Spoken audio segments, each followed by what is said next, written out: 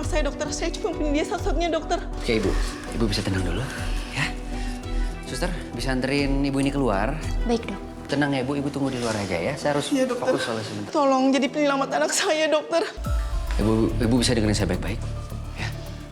Saya bukan penyelamat, Ibu. Saya cuma laki-laki yang memiliki gelar di medis. Dan kebetulan saya tahu gimana caranya mengembalikan detak jantung anak Ibu. Jadi tolong, Bu, jangan menggantungkan nyawa anak Ibu itu kepada manusia. Tapi tolong, dokter. Selamatkan nyawa anak saya, fokus dokter. dulu sekarang, Suster. Punya dia, dokter. Iya, Ibu. Tunggu di luar, Bu. Dokter Arkan, ada panggilan darurat kecelakaan. Korbannya kritis. Tim para medis butuh dokter sekarang. Oke, siapin kit trauma dari nafas sekarang. Ayo, Suster.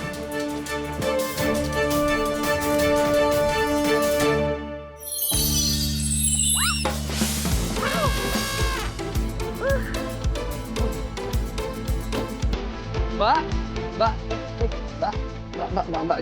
Mbak nggak apa-apa, Mbak.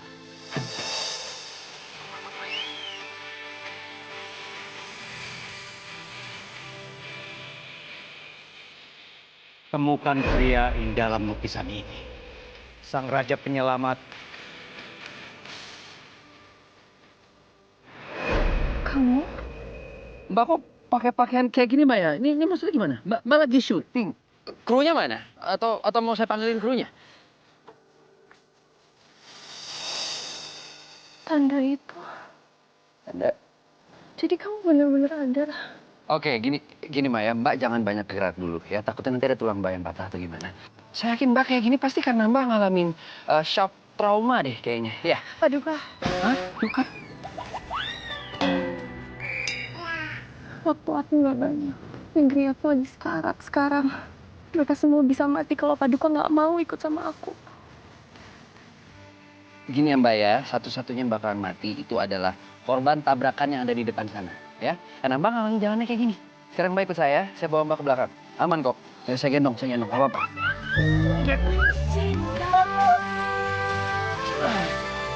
Udah aman Mbak.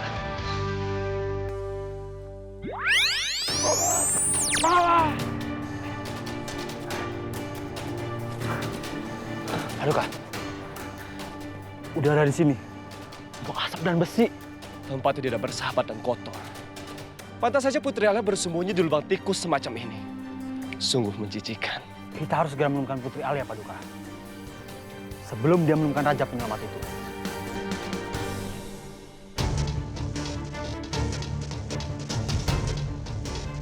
Bang, sadar bang. Bang. Bang, sadar bang. Tolong, air. Jangan kasih air dulu, nanti takutnya tersedak ya. Sama biarin aja ya, lehernya jangan dipegang, sama jaga jarak semuanya, kasih space untuk bernafas, oke? Mundur, bisa mundur 3 langkah mungkin. Biarkan saya yang bekerja, saya dokter di sini. Suster, tolong kolar next, Suster. Baik, Dok.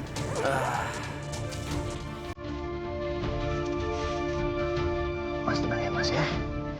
Saya dokter Arkan di sini. Suster, napasnya dia ini dangkal banget. Jadi kemungkinan ada tension pneumotoraks. Jadi kita mau oksigen, tolong berikan ke saya.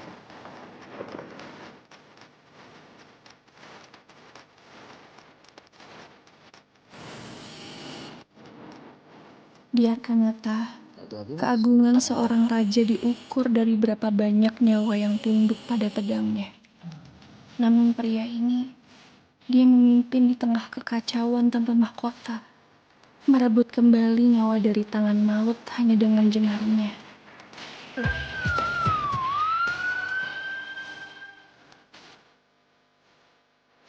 Sebentar ya, Pak.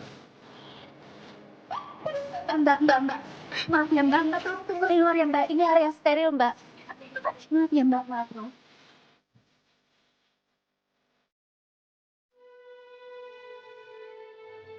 Kok Paduka tega ya? Tinggalin aku di tempat asing kayak gini. Ini sebenarnya tempat apa sih? Kok baunya kayak tempat kematian yang dipaksa buat bersih? Enggak, aku harus cari Paduka.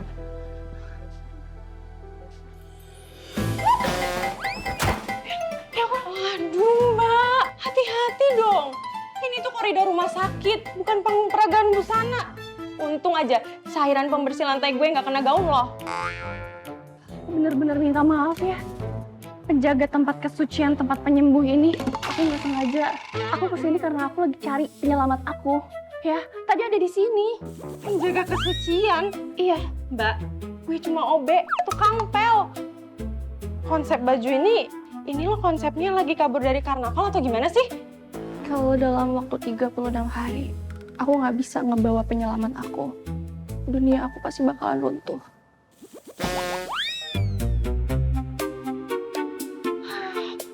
Kasian. Atau jangan-jangan dia korban ditinggal kawin kali ya? Tindakan cepat di jalan raya tadi pagi sudah sampai ke meja saya. Melakukan dekompresi jarum untuk tension pneumotoraks di atas aspal kotor tanpa adanya ronsen. Saya akui, itu insting yang sangat berani. Direksi sangat mengapresiasi efisiensi kamu. Ya, saya hanya mengkalkulasi resiko medis dasar. Pasien membutuhkan pertolongan instan, bukan birokrasi ronsen. Paduka! Siapa perempuan itu? Paduka! Paduka Raja, penyelamatku, penolong negeriku. Ayo ikut aku. Ayo ikut aku. Cepat, yuk. Oke. Tolong singkirkan perempuan ini. Baik, Bu. Sebentar. Oke, sebentar. Gini, saya tahu dia siapa. Ya, dia kenalan saya. Biar saya aja yang bawa dia pergi dari sini. Oke? Dia urusan saya. Oke? Sini. Sini. Lo dengerin gue baik-baik ya. Nama gue Arkan. Gue seorang dokter. Dan gue bukan Paduka atau raja atau apapun yang ada dalam pikiran lo atau dongeng lo itu. Jadi stop lo ngikutin gue, bisa nggak? Itu udah jadi takdir kamu, Arkan.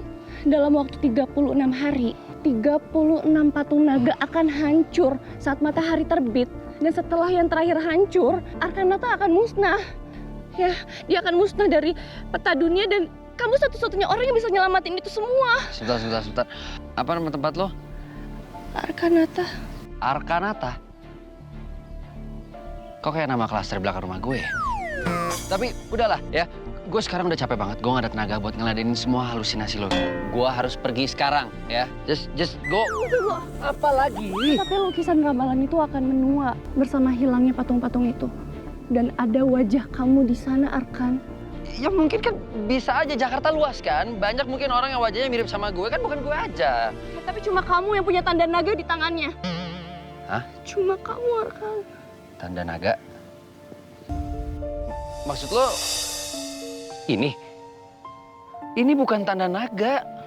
Ini bukan kecelakaan gue waktu gue itu kecelakaan motor pas gue baru-baru kerja setahun atau 2 tahun lah. Tanda naga ini tumbuh seiring berjalannya waktu. Karena naga itu tumbuh di dalam diri kamu, Arkan.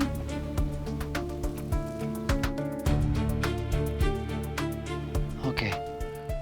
Gue udah yakin sekarang. Lu stres. Lu udah stres. Minggir. Bye. Paduka! Gua Arkan, bukan Paduka. Bisa stop gak sih? Paduka! Paduka percaya sama aku. Ayo, Paduka ikut sama aku. Paduka! Arkan!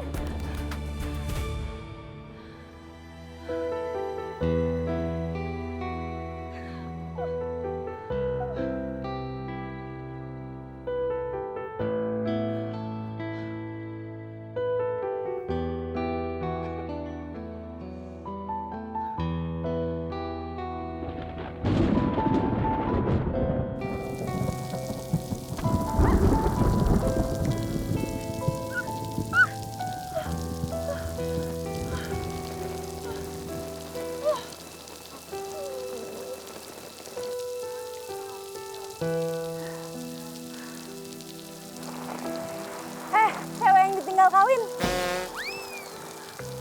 Ditinggal kawin? Lo ngapain hujan-hujanan di sini? Apa kamu perwujudan dari sisa harapan yang tersisa? Gue ulangin sekali lagi. Gue cuma OB. Kenapa lo nggak pulang? Aku nggak punya tempat untuk pulang. Rumah aku di Arkanata terlalu jauh. Aku nggak bisa pulang. Oke, gue nggak tahu apa itu Arkanata. Tapi gue tahu rasanya kehilangan arah di kota ini. Kontrakan gue nggak luas sih, tapi cukup buat kita berteduh. Lo mau ikut? Aku mau. Makasih ya, perempuan yang baik hati. Nama gue Mira. Stop panggil gue dengan sebutan lo yang aneh-aneh itu. Ya udah, ayo kita pulang.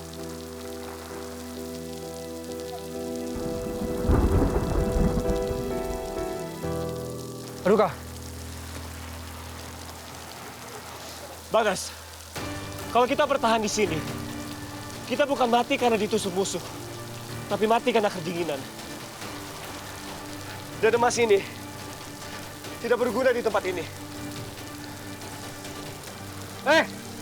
siapa lo? Ngapain di tempat gua? Ingat, tempat tidur. Berani-berani yang kamu mengusir penguasa kerajaan Drakara. Hati-hati sama ucapanmu. Dracula. Ini Jakarta, Bung, bukan tempat syuting. Punya duit, dia berkuasa. Aduh, Duit? Apa itu duit? Bagaimana cara mendapatkannya? itu di tangan lu kan emas kan?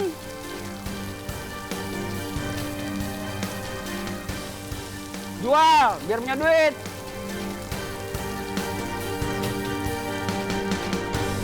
Al, lo udah selesai belum ganti bajunya?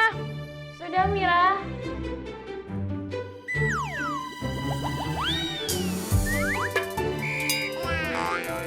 Lo ngapain pakai baju begini malam-malam? Kita kan mau tidur. Terus itu tuh, mahkota lo copot aja. Ntar disangka lo mau syuting FTP. Ya aku kan putri, Mira.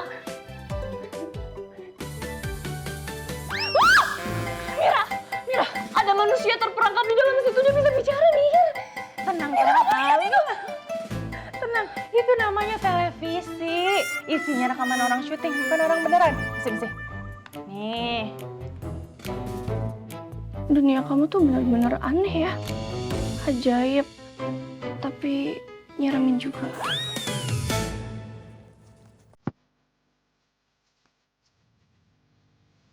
Hei, mau ngapain malam-malam? Toko saya sudah tutup. Ayo pergi. Mau saya teriakin apa? Ayo pergi. Lagi.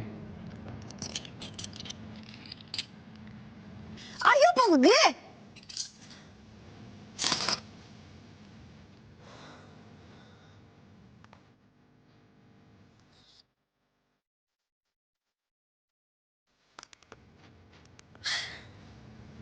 Wah, ini Mas 24 karat. Pria di jalanan tadi bilang, emas ini bisa membeli apa saja di sini.